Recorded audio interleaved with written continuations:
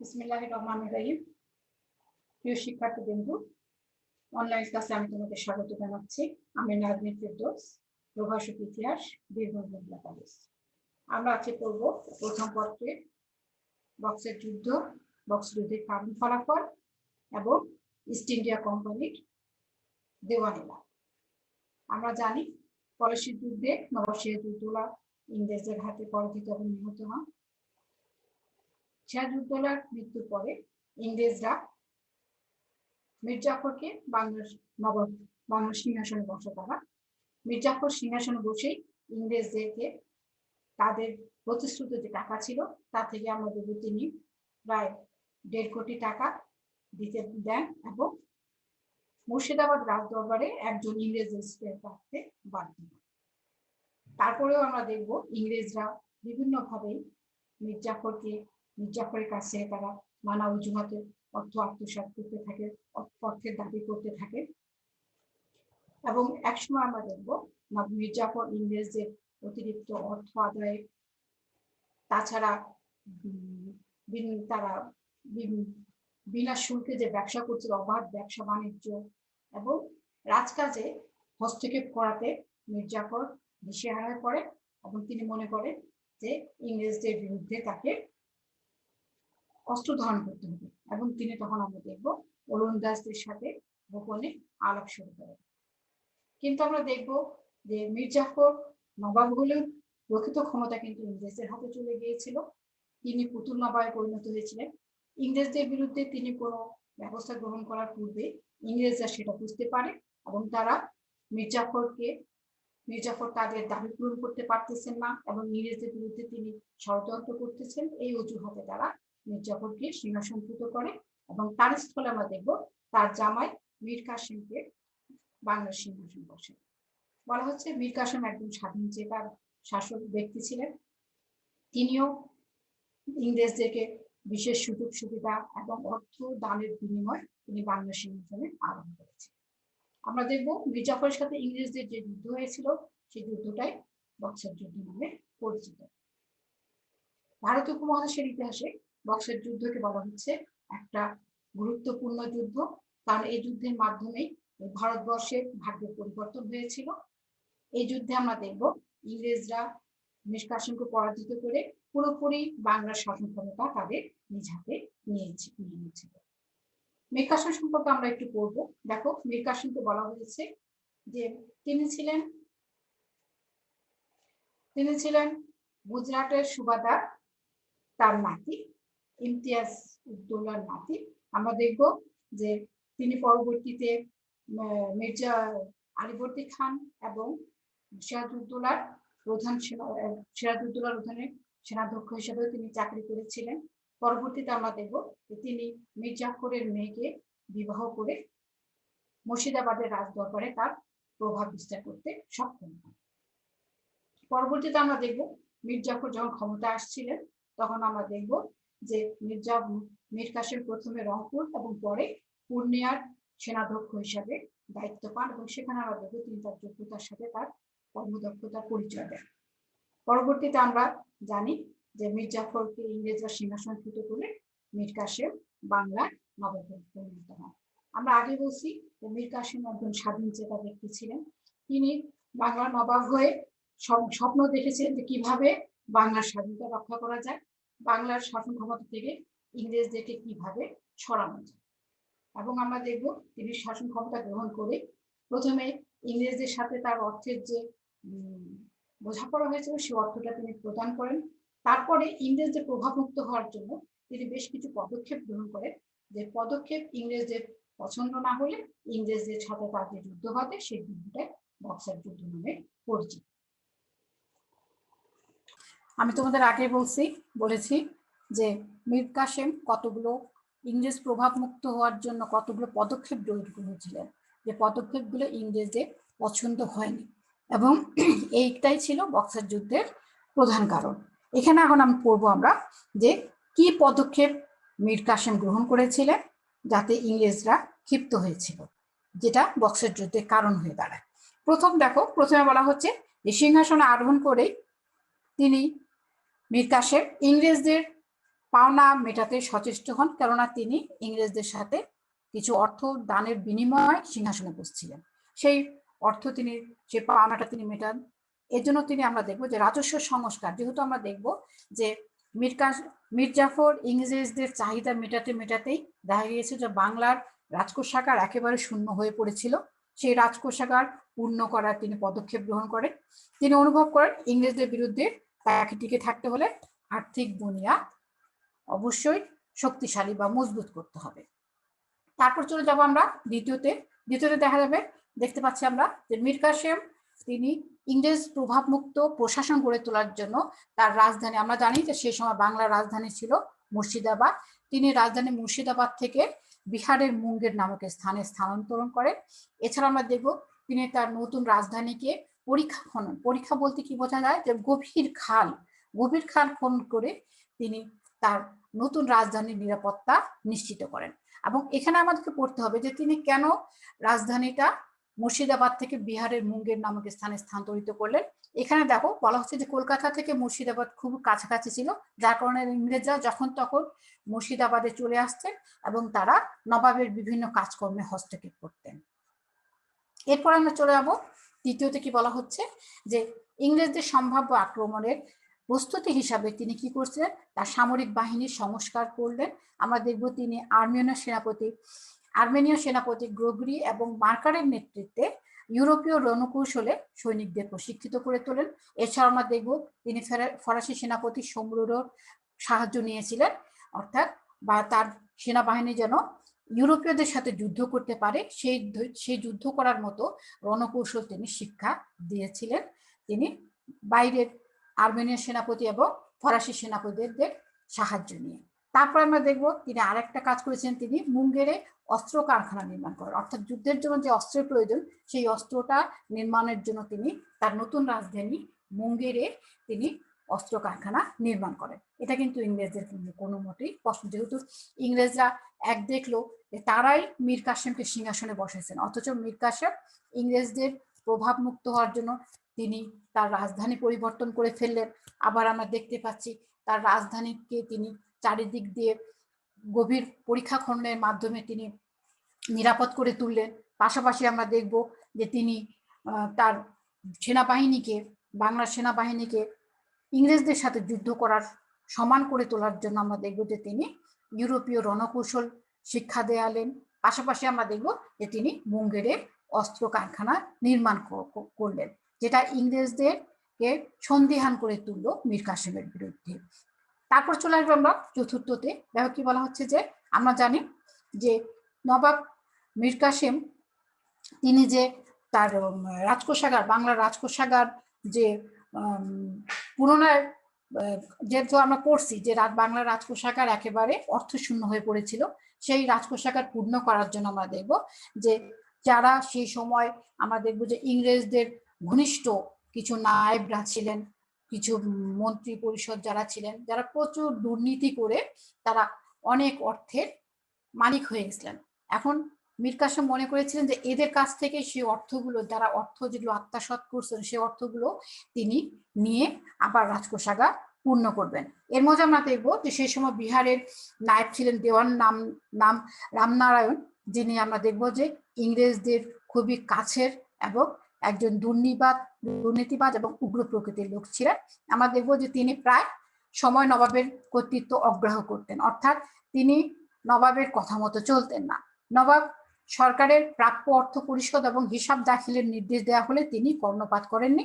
নবাব নির্দেশে তাকে বরখাস্ত করা হলে, তার সম্পদ বাজেয়াপ্ত করা হলে ইংরেজ কর্তৃপক্ষ অসন্তুষ্ট, কেননা দেওয়ান রামনারায়ণ ছিলেন ইংরেজদের বন্ধু।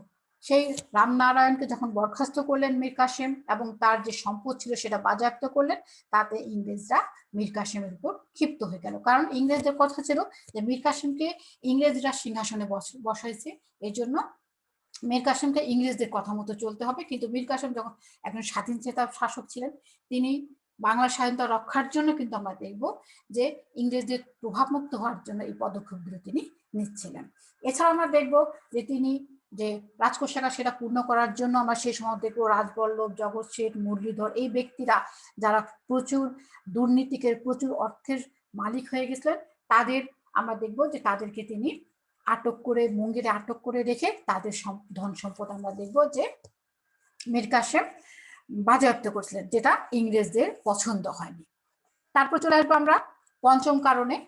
পঞ্চম কারণে আমরা দেখব যে এগুলো তো ছিল, এছাড়াও আমরা দেখব যে এই যে বিভিন্ন কাজগুলো মীর কাসেম যে করতেছিলেন, এতে ইংরেজরা তো মীর কাসেমের ইংরেজরা সন্দিহান হয়ে উঠছিল মীর কাসেমের কার্যকলাপে। এছাড়া আমরা দেখব সেই সময় মীর কাসেম ইংরেজদের দস্তক জালিয়াতির প্রতিকার চেয়ে, কারণ আমরা দেখব যে আমরা আগে পড়ছি যে মীর কাসেম এর আগে আমরা দেখব যখন সিরাজউদ্দৌলা সিংহাসন ছিল, সিরাজউদ্দৌলা কিন্তু দেখলেন যে ইংরেজরা যে দস্তক অর্থাৎ ব্যবসা করার জন্য তারা একটা দস্তক ব্যবহার করতো, সেটা দেখায় দিয়ে তারা ব্যবসা করত বিনা শুল্ক। সেটার কিন্তু বিরোধিতা সিরাজউদ্দৌলা করেছিলেন। আমরা দেখব যখন মীর জাফর সিংহাসনে বসলেন তখন তো সকল ক্ষমতার অধিকারী হয়ে গেল ইংরেজরা, তখন তারা এই দস্তকটা প্রচুর অপব্যবহার করা শুরু করলো এবং তারা শুধু কোম্পানি না, কোম্পানির বাইরে যারা ব্যক্তিরা ছিলেন, যারা ইংরেজরা ছিলেন, তারা ব্যক্তিগতভাবে বিনা শুল্কে ব্যবসা করা শুরু করলে এতে দেখা গেল যে দেশীয় ব্যবসায়ীরা মারাত্মক ক্ষতির সম্মুখীন হলো এবং নবাব বাণিজ্য শুল্ক হতে বঞ্চিত হন। কারণ ইংরেজরা ব্যাপকভাবে ব্যবসা করছে কিন্তু কোনো শুল্ক দিচ্ছে না, দেশীয় বণিকরা দেশে থেকে ব্যবসা করতে হচ্ছিল কিন্তু তাদেরকে শুল্ক দিতে হচ্ছিল, যার কারণে আমরা দেখবো সেই সময় দেশীয় বণিকরা ব্যবসা থেকে সরে যাচ্ছিলেন। এতে কি হলো, নবাব ব্যাপকভাবে বাণিজ্য শুল্ক থেকে বঞ্চিত হচ্ছিলেন। এই জন্য আমরা দেখব যে মীর কাসেম কি করলেন, তিনি সেই সময় আমরা দেখব যে ইংরেজদের যে দস্তক জালিয়াতির এটা প্রতিকার চেয়ে আমরা দেখব গভর্নর ভার্সিটার্টের কাছে তিনি ইয়ে করলেন যে ইংরেজরা তিনি যেন দৃষ্টি দেন যে তার কোম্পানির ব্যক্তিরা দুর্নীতি করে দস্তকে জালিয়াতি করে ব্যক্তিগতভাবে তারা ব্যবসা করতেছে, এটার জন্য তিনি দৃষ্টি দেন। কিন্তু আমরা দেখব যে গভর্নর ভার্সিটার্ট এটার কোনো প্রতিকার করেননি, এটা নিয়ে কোনো তিনি পদক্ষেপ গ্রহণ করেননি। তাতে মীর কাসেম ক্ষিপ্ত হলেন এবং তিনি মনে করলেন যে এই দেশের ব্যবসায়ীদেরকে রক্ষা করতে হবে, যার কারণে তিনি ঘোষণা দিলেন দেশীয় বণিক ব্যবসায়ীরা তারাও ইংরেজদের মতো বিনা শুল্কে ব্যবসা করতে পারবে। এতে আমরা দেখব নবাবের রাজস্ব আয় হ্রাস পেলেও ইংরেজদের সাথে দেশীয় বণিকদের অন্যায় প্রতিযোগিতার পথ বন্ধ হয়েছে, কারণ ইংরেজরা বিনা শুল্কে ব্যবসা করছিল অথচ দেশীয় বণিকদেরকে শুল্ক দিয়ে ব্যবসা করতেছে। এই জন্য মীর কাসেম দেশীয় বণিকদেরকেও শুল্ক দিতে নিষেধ করলেন, বিনা শুল্কে ব্যবসা করার সুবিধা দিলেন। এবং আমরা দেখব যে এই যে বিনা শুল্কে যে তিনি দেশীয় বণিকদেরকে ব্যবসা করার সুবিধা দিলেন, এতে ইংরেজরা তার প্রতি প্রচন্ড ক্ষিপ্ত হয়ে গেল। দেখো এখানে কি বলা হচ্ছে, জুতের ঘটনায় বলা হচ্ছে যে বাণিজ্য শুল্ক মওকুফ অর্থলিপ্স ইংরেজদের স্বার্থে আঘাত হানে, তাদের অবৈধ অর্থ উপার্জনের পথে বাধা সৃষ্টি হয়, কোম্পানির সাথে মীর কাসেমের সম্পর্কে টানপোড়েন শুরু হয়। কারণ মীর কাসেম আমরা দেখতে পাচ্ছি বেশ কিছু পদক্ষেপ নিয়েছিলেন, যে রাজধানীর স্থানান্তর হোক বা সেনাবাহিনীকে ইউরোপীয় কায়দায় যুদ্ধ পরিচালনা করার, তাছাড়া আমরা দেখব যে অস্ত্র কারখানা তৈরি করা, পাশাপাশি আমরা পাচ্ছি দেশীয় বণিকদেরকে বিনা শুল্কে ব্যবসা করার সুযোগ প্রদান করা। এতে আমরা দেখবো এগুলো নিয়ে কোম্পানির সাথে মীর কাসেমের সম্পর্কে টানপোড়েন শুরু হয় এবং এই সময় আমরা দেখবো ইংরেজরা বিশেষ করে যখন মীর কাসেম দেশীয় বণিকদেরকে বিনা শুল্কে ব্যবসা করার সুবিধা দিলেন, এতে ইংরেজরা ক্ষিপ্ত হয়ে এই সময় আমরা দেখবো যে পাটনার ইংরেজ কুটির অধ্যক্ষ এলিস পাটনা শহর আক্রমণ করলে নবাব বাধ্য হয়ে তার বিরুদ্ধে যুদ্ধ ঘোষণা করেন, তাকে প্রতিরোধ করেন এবং সেই সময় কয়েকজন ইংরেজকে বন্দী করেন। সংঘর্ষে একজন ইংরেজের মৃত্যু হয়। এই অজুহাতে আমরা দেখব ইংরেজরা 1763 সালে জুলাই মাসে কোম্পানির কলকাতা কর্তৃপক্ষ মীর কাসেমের বিরুদ্ধে যুদ্ধ ঘোষণা করে, একই সাথে তাকে পদচ্যুত করে মীর জাফরকে পুনরায় নবাব নিযুক্ত করা হয়। আমরা দেখব যে মীর কাসেম কিন্তু কতগুলো খণ্ড যুদ্ধ করছেন ইংরেজদের সাথে। সেই খণ্ড যুদ্ধগুলো একটা ছিল গিরিয়া, একটা কাটুয়া এবং উদয়নালার। এই তিনটা খণ্ড যুদ্ধে আমরা দেখব মীর কাসেম ইংরেজদের কাছে পরাজিত হয়ে তিনি অযোধ্যায় আশ্রয় গ্রহণ করেন। আমি তোমাদেরকে বারবার বলবো যে কোনো যুদ্ধের নাম কিন্তু স্থানের উপর নির্ভর করে। পলাশির যুদ্ধ আমরা জানি পলাশের প্রান্তরে হয়েছিল, বক্সার যুদ্ধ আমরা দেখবো যে বিহারের বক্সার নামক প্রান্তরে যুদ্ধটা হয়েছিল, তেমনি গিরিয়া, কাটুয়া, উদয়নালা এই যুদ্ধগুলো কিন্তু এই স্থানগুলোতে হয়েছিল। এবং এই যুদ্ধে আমরা দেখবো যে মীর কাসেম ইংরেজদের কাছে পরাজিত হন। তিনি আমরা দেখবো অযোধ্যা আশ্রয় গ্রহণ করেন এবং সেখানে তিনি আমরা দেখবো যে নতুন করে আবার সৈন্য সংগ্রহের চেষ্টা করেন ইংরেজদের সাথে শেষবারের মতো যুদ্ধ করার জন্য। এখানে আমরা দেখব তিনি অযোধ্যার নবাব সুজাউদ্দৌলা এবং সেই সময় আমরা দেখবো যে মোগল সম্রাট দ্বিতীয় শাহ আলমের সাথে তিনি জোটবদ্ধ হয়ে তাদের সৈন্য নিয়ে তিনি ইংরেজদের সাথে যুদ্ধের প্রচেষ্টা করেন। আমরা দেখব এর পরিপ্রেক্ষিতে তিনি 1764 সালে 22 অক্টোবর বিহারের বক্সার নামক স্থানে ইংরেজ সেনাপতি মেজর মনোরের নিকট যুদ্ধ করে সেই যুদ্ধে তিনি পরাজিত হন এবং যুদ্ধক্ষেত্র থেকে তিনি পলায়ন করেন। আমরা দেখব কথিত হচ্ছে তিনি যখন পলায়ন করেন পলাতক অবস্থায় তিনি 1777 সালে দিল্লিতে মারা যান। তাহলে আমরা দেখব যে পরপর যে তিনটা যুদ্ধ তিনি খণ্ডযুদ্ধ করলেন, সেই তিনটা খণ্ডযুদ্ধে তিনি ইংরেজদের কাছে পরাজিত হলেন। পাশাপাশি আমরা দেখব পরবর্তীতে তিনি ইংরেজদের সাথে যুদ্ধ করার জন্য আরো দুটো এলাকার শাসকদের ক্ষমতায় সাহায্য নিলেন, যেমন আমরা পড়লাম অযোধ্যা শাসকের কাছ থেকে, এবং দিল্লির মোগল সম্রাট যিনি পুরো ভারতের মোগল শাসক প্রধান ছিলেন তার সৈন্যও তিনি নিয়েছিলেন। কিন্তু আমরা দেখব যে এই যে যুদ্ধটা হলো সেই যুদ্ধে তিনি পরাজিত হলেন এবং পলায়ন করলেন। এখন আমরা পড়ব বক্সার যুদ্ধের ফলাফল ও গুরুত্ব। প্রথম যেটা ফলাফল পাবো সেটা হচ্ছে কি, যে আমরা জানি পলাশীর প্রান্তরে বা পলাশীর যুদ্ধে জয়ের মাধ্যমে বাংলা রাজনীতিতে ইংরেজের আধিপত্য সূচনা হলেও ভারতবর্ষব্যাপী তা বিকশিত হওয়ার সুযোগ লাভ করে বক্সারের যুদ্ধের মাধ্যমে। কারণ আমরা দেখব পলাশীর যুদ্ধে আমরা জানি যে ইংরেজরা বাংলা রাজনীতিতে তারা ক্ষমতা লাভ করছিল, কিন্তু পরবর্তীতে আমরা দেখবো যে বক্সার যুদ্ধে জয়লাভ করার পরে ইংরেজদের প্রভাব প্রতিপত্তি ক্ষমতা এতটা বৃদ্ধি পায় যে পরবর্তীতে সেই ক্ষমতাটা বাংলার পাশাপাশি ভারতের অন্যান্য এলাকাগুলোতে সেটা বিকশিত হওয়ার সুযোগ লাভ করে। তারপর চলে আসবো দ্বিতীয় ফলাফল। দ্বিতীয় ফলাফল আমরা দেখবো যে বক্সার যুদ্ধে মীর কাসেমের যৌথ বাহিনী বলতে আমরা দেখতে পাচ্ছি যে তিনি আরো দুটো এলাকার শাসকের বাহিনী নিয়েছিলেন, তাই যৌথ বাহিনী বলা হচ্ছে। সে যৌথ বাহিনী পরাজয়ের মধ্যে দিয়ে ইংরেজদের সামরিক শক্তির উত্থান ঘটে। অর্থাৎ আমরা দেখবো যে এর আগে পলাশীর যুদ্ধে আমরা দেখবো যে ইংরেজরা কিন্তু তারা বিশ্বাসঘাতকতার মাধ্যমে জয়লাভ করছে, তাই না? আমরা জানি যে যুদ্ধ যখন বন্ধ ঘোষণা করার হলো, নবাব করলেন, তখন তারা পিছন থেকে আক্রমণ করে নবাবের বাহিনীকে পরাজিত করেছিল।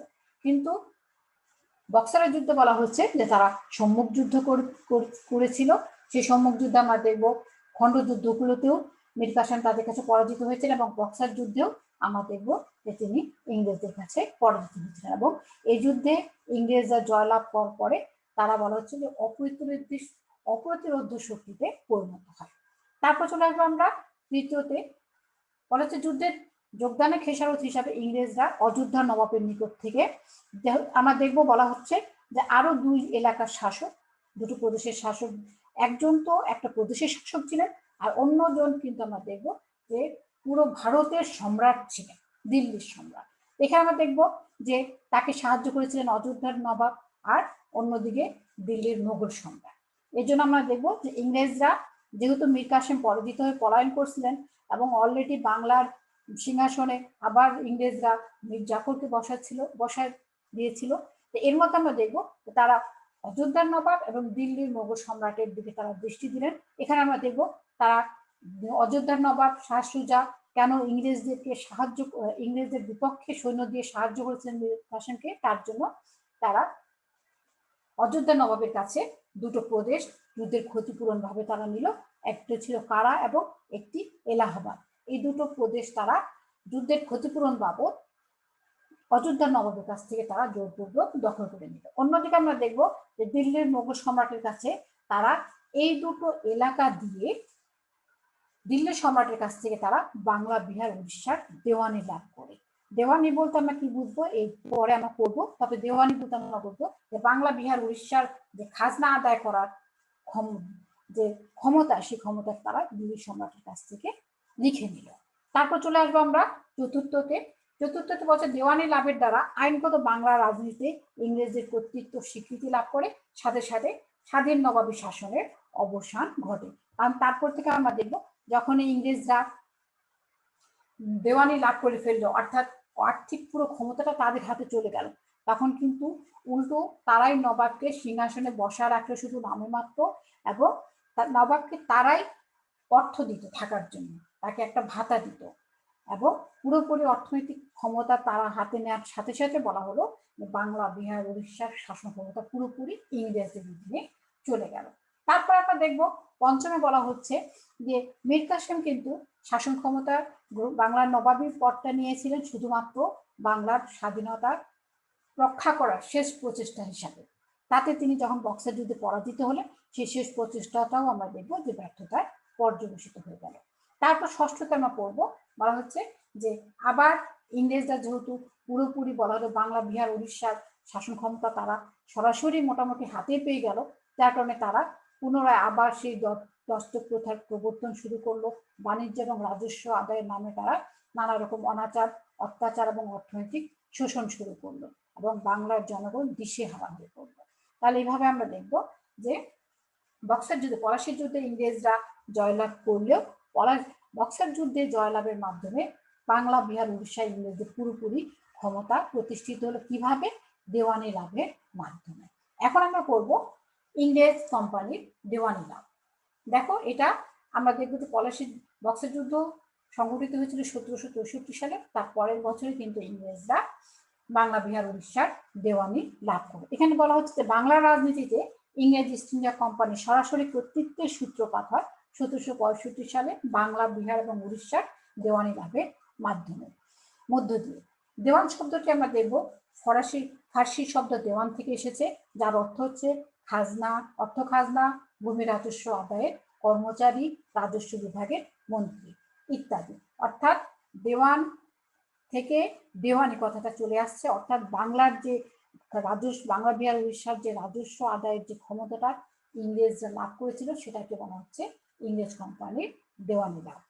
এখানে আমরা দেখব যে এর আগে আমরা পড়বো যে মোগল শাসন আমল, আমরা দেখতে পাচ্ছি তখনও মোগল শাসন আমল চলছিল, কিন্তু এখানে আমরা দেখব যে সেই সময় মোগল শাসকরা অনেক বেশি দুর্বল হয়ে পড়েছিলেন এবং এখানে আমরা দেখব যখন মোগল শাসকরা শাসন করছিলেন তখন কিন্তু আমরা দেখব যে কেন্দ্রের দিল্লিতে তারা অবস্থান করছেন, কিন্তু বিভিন্ন যে প্রদেশগুলো ছিল সেই প্রদেশগুলোকে তারা সুবা বলতেন এবং আমরা দেখব যে প্রদেশগুলোর যারা শাসক ছিলেন তাদেরকে বলা হতো সুবাদার। এখানে আমরা দেখবো যে একটি সুবাদার যিনি প্রদেশের সাধারণ প্রশাসনের ব্যবস্থা পরিচালনা করতেন, অপরটি দেওয়ান। অর্থাৎ বিভিন্ন যে সুবা ছিল বা প্রদেশগুলো ছিল সেগুলোতে আমরা দেখবো দুজন ব্যক্তি ছিলেন প্রধান, একজন ছিলেন সুবাদার আর একজন ছিলেন দেওয়ান। সুবাদার তিনি ছিলেন প্রশাসক, সেখানকার শাসক, আর দেওয়ান ছিলেন সেখানকার রাজস্ব বিভাগের প্রধান, অর্থাৎ রাজস্ব অর্থ খাজনা আদায় করার পুরো ব্যবস্থাটা তিনি দেখাশোনা করতেন এবং দুটি পদে কেউ কারো অধীনস্থ ছিলেন না, একে অপরের পরিপূরক ছিলেন। এখানে আমরা দেখব পরবর্তীতে যখন আওরঙ্গজেবের পরে আওরঙ্গজেব যখন মারা যান, তারপরে যে মোগল সম্রাটরা আসছিলেন সবাই কিন্তু কম বেশি দুর্বল ছিলেন এবং তারা শাসক হওয়ার এত বড় পুরো ভারতের শাসন ক্ষমতা পরিচালনার যোগ্যতা তাদের ছিল না, যার কারণে আমরা দেখবো তাদের দুর্বলতার সুযোগ নিয়ে বিভিন্ন সুবা বা প্রদেশগুলো স্বাধীন হয়ে গিয়েছিল এবং এই সময় আমরা দেখবো এই সুযোগ নিয়ে বাংলার সুবাদার ছিলেন মুর্শিদ কুলি খান, তিনি কিন্তু আমরা দেখবো সর্বপ্রথম তিনি স্বাধীন হয়ে যান এবং তিনি শুধু সুবাদার না, তিনি এখানকার দেওয়ানের দায়িত্বটাও তিনি লাভ করেন। ঠিক আছে, এখানে আমরা দেখবো যে সেই সময় বলা হচ্ছে যে বাংলার পরবর্তী শাসকগণ একইভাবে উভয় পথ একীভূত করেন এবং দিল্লির রাজস্ব প্রেরণ বন্ধ করে দিয়ে নবাব নামে এক প্রকার স্বাধীনভাবে শাসন কার্য পরিচালনা করে। অর্থাৎ আগের যারা সুবাদার ছিলেন তারা কিন্তু দিল্লি সম্রাটরা তাদেরকে বিভিন্ন সুবার শাসক হিসেবে প্রেরণ করেছিলেন, কিন্তু তাদের দুর্বলতার সুযোগ নিয়ে এই সুবার প্রধানদেরকে সুবাদার বলা হতো, এই সুবাদাররা পরবর্তীতে শাসন ব্যবস্থার সাথে সাথে দেওয়ানিটাও তারা নিয়ে পরবর্তীতে এক করে তারা স্বাধীন হয়ে গেছিলেন এবং দিল্লির মোগল সম্রাটকে তারা যে একটা রাজস্ব দিতেন সেই রাজস্বটা দেওয়া বন্ধ করে দিয়েছিলেন এবং তারা স্বাধীনভাবে শাসন কার্য পরিচালনা করছিলেন। এবং বাংলার যে সুবাদার তিনি যে বাংলাকে দিল্লি থেকে স্বাধীন করে ফেলছিলেন তিনি ছিলেন মুর্শিদ কুলি খান।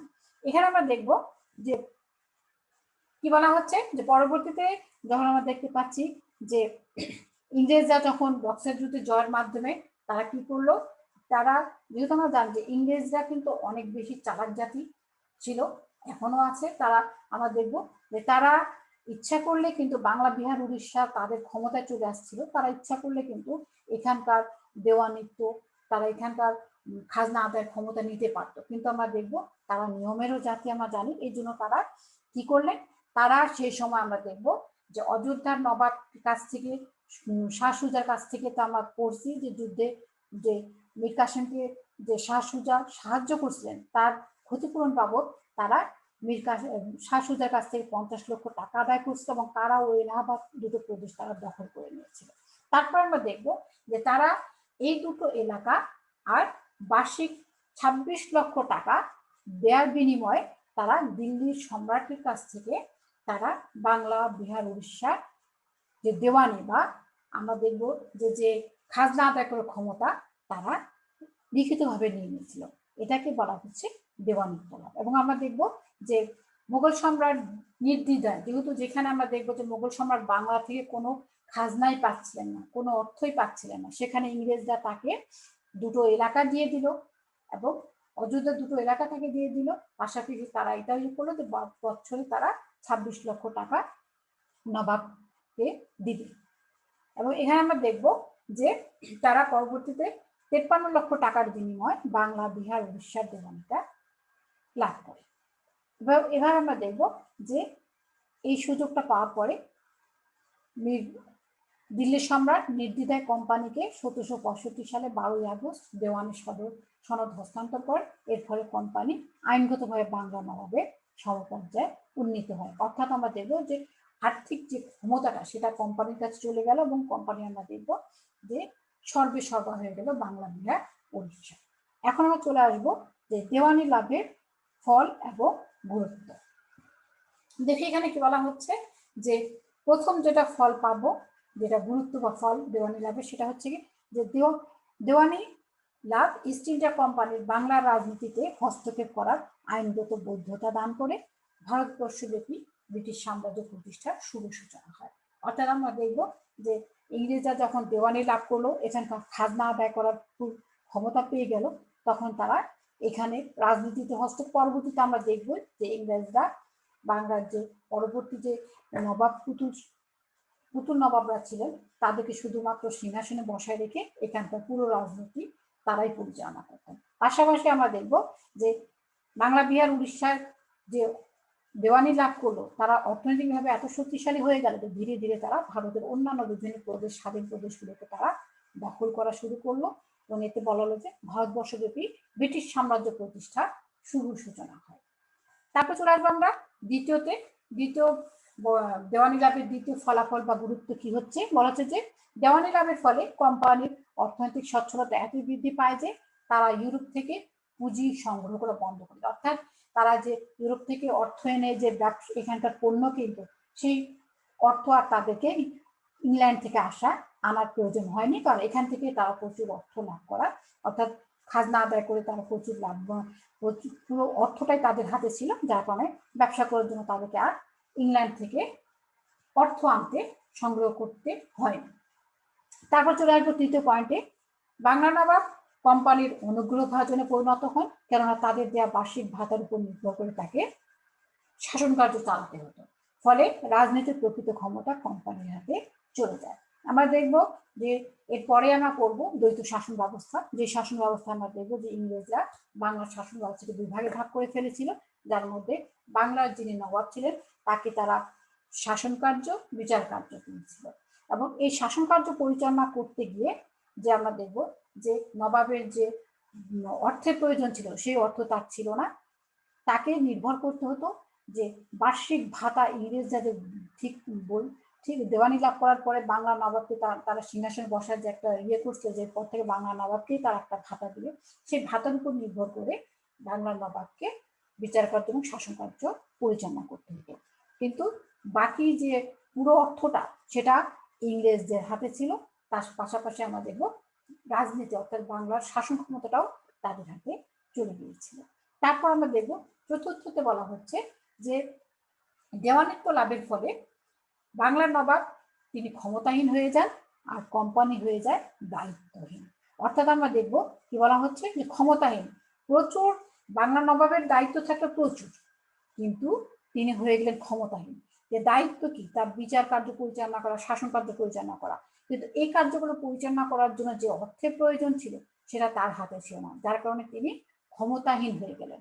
আর কোম্পানি হয়ে গেল দায়িত্বহীন, অর্থাৎ কোম্পানির হাতে প্রচুর অর্থ, যেহেতু তারাই খাজনা আদায় করতেছে, পুরো অর্থটা তাদের হাতে, কিন্তু তাদের আর কোনো দায়িত্ব নেই এদেশের জনগণের শাসন পরিচালনা করা, বিচার কার্য সুষ্ঠুভাবে পরিচালনা করা, এটার দায়িত্বও তো তাদের হাতে ছিল না। যার কারণে আমরা দেখবো যে এই ক্ষমতাহীন নবাব এবং দায়িত্বহীন কোম্পানি, এই বিবিধ শাসনতান্ত্রিক খপ্পরে পড়ে এদেশের মানুষের অর্থনৈতিক মেরুদণ্ড ভেঙে পড়ে, দেশ দুর্ভিক্ষের দিকে অগ্রসর হয়। তারপর চলে আসবো আমরা পঞ্চম পয়েন্টে, বলা হচ্ছে ভারতবর্ষে ব্রিটিশ সাম্রাজ্য প্রতিষ্ঠার ইতিহাসে ইস্ট ইন্ডিয়া কোম্পানির দেওয়ানি লাভ একটি যুগান্তকারী ঘটনা। অর্থাৎ আমি আগে তোমাদেরকে বলছি, যখন ইংরেজরা বাংলা, বিহার, উড়িষ্যার খাজনা আদায়ের ক্ষমতা পেল, তাদের আর্থিক ক্ষমতা যখন তাদের হাতে চলে আসলো, তখন তারা কি হলো, ধীরে ধীরে ভারতের অন্যান্য স্বাধীন রাজ্যগুলো ছলে বলে কৌশলে যুদ্ধ করে তারা একের পর এক রাজ্যগুলো দখল করে, স্বাধীন রাজ্যগুলো দখল করে ব্রিটিশ সাম্রাজ্যভুক্ত করলো। এই জন্য বলা হচ্ছে যে ভারতবর্ষে ব্রিটিশ সাম্রাজ্য প্রতিষ্ঠার ইতিহাসে ইস্ট ইন্ডিয়া কোম্পানির দেওয়ানিত্ব লাভ করা একটি যুগান্তকারী ঘটনা।